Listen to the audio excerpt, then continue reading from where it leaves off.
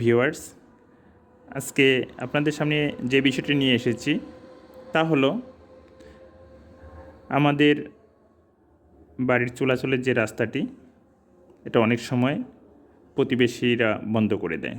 ধরি এটা আপনার বাড়ি, এটা হচ্ছে প্রতিবেশীর বাড়ি, এটা আপনার চলাচলের রাস্তা। এই রাস্তা মেইন রোডে গিয়ে উঠেছে। এই রাস্তা দিয়ে আপনার পরিবারের সদস্যরা অথবা আপনি নিয়মিত যাতায়াত করেন। এটা হতে পারে ব্যক্তিগত মালিকানার রাস্তা অথবা হতে পারে সরকারি রাস্তা, কিন্তু এই রাস্তা আপনার প্রতিবেশী বন্ধ করে দিয়েছে। এই অবস্থায় আপনি কি করবেন? এই বিষয় নিয়ে আজকে আলোচনা করতেছি।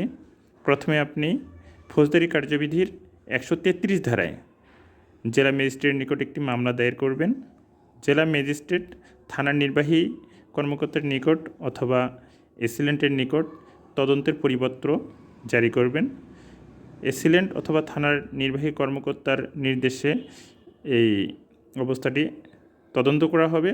তদন্ত করে তদন্ত কর্মকর্তা যদি দেখেন যে আপনার চলাচলের মাত্র একটি রাস্তাই, এই রাস্তা ব্যতীত আপনার আর কোনো রাস্তা নেই, তাহলে এই তদন্ত দাখিল করবেন জেলা ম্যাজিস্ট্রেটের কাছে। জেলা ম্যাজিস্ট্রেট যখন দেখবেন আপনার এই রাস্তা ব্যতীত অন্য কোনো রাস্তা নেই, তখন আপনার পক্ষে রায় দিবেন।